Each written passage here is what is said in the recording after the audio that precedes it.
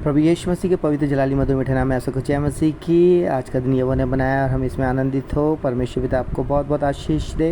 रात भर प्रभु ने आपको संभाला, पता की रोशनी दिखाई और ये मौका दिया कि हम सब फिर से प्रभु की हुजूरी में वचनों को सुन सकें। यहाँ पे लिखा है यूहन्ना 3 अध्याय, यीशु और निकोदेमुस। फरीसियों में निकोदेमुस नाम का एक मनुष्य था जो यहूदियों का सरदार था। उसने रात को यीशु के पास आकर उससे कहा, हे रब्बी, हम जानते हैं कि तू परमेश्वर की ओर से गुरु होकर आया है, क्योंकि कोई इन चिन्हों को जो तू दिखाता है यदि परमेश्वर उसके साथ ना हो तो नहीं दिखा सकता। यीशु ने उसको उत्तर दिया, मैं तुझसे सच सच कहता हूँ, यदि कोई नए सिरे से ना जन्मे तो परमेश्वर का राज्य देख नहीं सकता। निकोदेमुस ने उससे कहा, मनुष्य जब बूढ़ा हो गया तो कैसे जन्म ले सकता है? क्या वो अपनी माता के घर में दूसरी बार प्रवेश करके जन्म ले सकता है? यीशु ने उत्तर दिया, मैं तुझसे सच सच कहता हूँ, जब तक कोई मनुष्य जल और आत्मा से ना जन्मे तो वो परमेश्वर के राज्य में प्रवेश नहीं कर सकता। क्योंकि जो शरीर से जन्मा है वो शरीर, और जो आत्मा से जन्मा है वो आत्मा है। अचंबा ना कर कि मैंने तुझसे कहा, तुझे नए सिरे से जन्म लेना अवश्य है। हवा जिधर चाहती है उधर चलती है और तू उसका शब्द सुनता है, परंतु नहीं जानता कि वो कहाँ से आती है और किधर को जाती है। जो कोई आत्मा से जन्मा है वो ऐसा ही है। निकोदेमुस ने उसको उत्तर दिया, ये बातें कैसे हो सकती हैं? ये सुनकर यीशु ने उससे कहा, तू इस्राएलियों का गुरु होकर भी क्या इन बातों को नहीं समझता? मैं तुझसे सच सच कहता हूँ कि हम जो जानते हैं वो कहते हैं, और जिसे हमने देखा है उसकी गवाही देते हैं, और तुम हमारी गवाही ग्रहण नहीं करते। जब मैंने तुमसे पृथ्वी की बातें कही और तुम विश्वास नहीं करते, तो यदि मैं तुमसे स्वर्ग की बातें कहूँ तो फिर कैसे विश्वास करोगे? कोई स्वर्ग पर नहीं चढ़ा, केवल वही जो स्वर्ग से उतरा, अर्थात मनुष्य का पुत्र जो स्वर्ग में है। और जिस रीति से मूसा ने जंगल में सांप को ऊंचे पर चढ़ाया, उसी रीति से अवश्य है कि मनुष्य का पुत्र भी ऊंचे पर चढ़ाया जाए, ताकि जो कोई उस पर विश्वास करे वो अनंत जीवन पाए। क्योंकि परमेश्वर ने जगत से ऐसा प्रेम रखा कि उसने अपने इकलौता पुत्र दे दिया, ताकि जो कोई इस पर विश्वास करे वो नष्ट ना हो परंतु अनंत जीवन पाए। परमेश्वर ने अपने पुत्र को जगत में इसलिए नहीं भेजा कि दंड की आज्ञा दे, परंतु इसलिए कि जगत उसके द्वारा उद्धार पाए। जो उस पर विश्वास करता है उस पर दंड की आज्ञा नहीं होती, परंतु जो उस पर विश्वास नहीं करता वो दोषी ठहर चुका है, इसलिए कि उसने परमेश्वर के इकलौते पुत्र के नाम पर विश्वास नहीं किया। और दंड की आज्ञा का कारण यह है कि ज्योति जगत में आई है और मनुष्य ने अंधकार को ज्योति से अधिक प्रिय जाना, क्योंकि उनके काम बुरे थे। क्योंकि जो कोई बुराई करता है वो ज्योति से बैर रखता है और ज्योति के निकट नहीं आता है, ऐसा ना हो कि उसके कामों पर दोष लगाया जाए। परंतु जो सत्य पर चलता है वो ज्योति के निकट आता है, ताकि उसके काम प्रकट हो कि वो परमेश्वर की ओर से किए गए हैं। यीशु के विषय यूहन्ना की गवाही। उसके बाद यीशु और उसके चेले यहूदिया देश में आए और वो वहाँ उनके साथ रहकर बपतिस्मा देने लगा। यूहन्ना भी शालेम के निकट एनोन में बपतिस्मा देता था, क्योंकि वहाँ बहुत जल था और लोग आकर बपतिस्मा लेते थे। यूहन्ना उस समय तक जेल खाने में नहीं डाला गया था।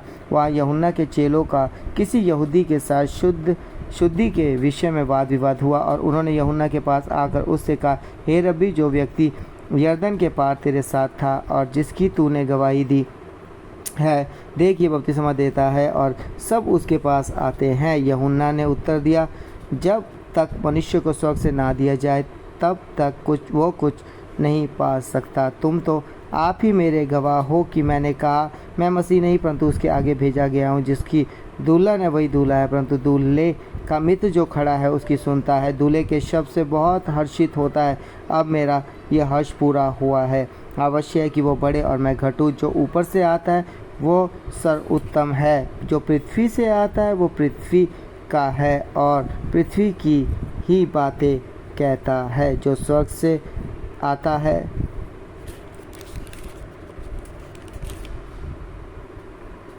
वो सब के ऊपर है। जो कुछ उसने देखा और सुना है उसी की गवाही देता है, और कोई उसकी गवाही ग्रहण नहीं करता। जिसने उसकी गवाही ग्रहण कर ली उसने इस बात पर छाप लगा दी कि परमेश्वर सच्चा है, क्योंकि जिसे परमेश्वर ने भेजा है वो परमेश्वर की बातें करता है, और वो आत्मा नाप कर नहीं देता। पिता पुत्र से प्रेम रखता है और उसने सब वस्तु उसके हाथ में दे दी हैं।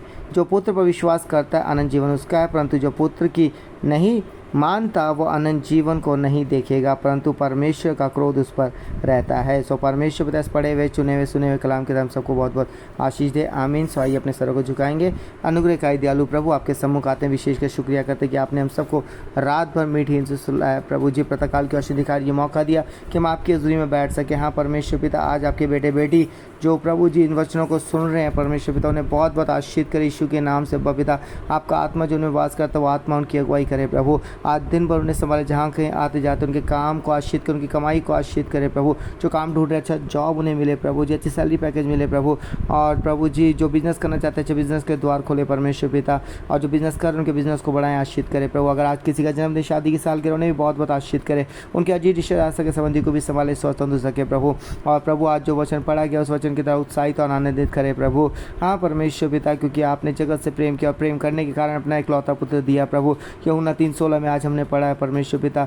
हाँ प्रभु, धन्यवाद करते आपके प्रेम के लिए प्रभु कि आपने जगत के लोगों के लिए अपने पुत्र को भेज दिया। हाँ प्रभु, आज जो उस पुत्र पर विश्वास कर रहे हैं प्रभु, उनके विश्वास के अनुसार उन सबको आशीष करें, आनंदित करें प्रभु। हाँ परमेश्वर, जैसी आपकी इच्छा योजना है प्रभु, उस योजना के तहत उन सबका उद्धार करें प्रभु। हर एक व्यभिचार पाप से बचाएं, हर एक पति पत्नी बच्चों की इच्छा का प्रेम बना रहे, उनके परिवार की जोते पूरी घर परिवार में कोई कमी घटी ना हो प्रभु। और आज दिन भर संभाले, सुरक्षा दे, और ये महीना उनके लिए आनंदित और आशीष होने पाए यीशु नाम में प्रभु। हाँ परमेश्वर पिता प्रभु, हमारी विनती यही प्रार्थना है प्रभु, अगर कोई बीमार है स्वस्थ छूकर पूरी चंगाई दे, स्वस्थ तंदुरुस्त करे प्रभु। आप उनकी अगुवाई करें, सुरक्षा दे प्रभु, और आपकी हज़ूरी में सदा बने रहें प्रभु। आपका आत्मा जो निवास करता है वो आत्मा उनकी अगुवाई करे प्रभु, उनकी सहायता करे, मदद करे, ताकि उनके जीवन के द्वारा दूसरे लोग आशीष पाएं प्रभु। आपकी हज़ूरी के लिए धन्यवाद हो, प्रार्थना सुनने के लिए धन्यवाद, सबको आशीष करने के लिए धन्यवाद। ये प्रार्थना यीशु के नाम से मांगते हैं, आमीन आमीन आमीन। सबको जय मसीह की। अगर आज किसी का जन्मदिन शादी की सालगिरह है, प्रभु आपको बहुत बहुत आशीष दे, आपकी ज़रूरतें पूरी करे और आपके जीवन से प्रभु के नाम को महिमा जलाल मिले। सबको जय मसीह की।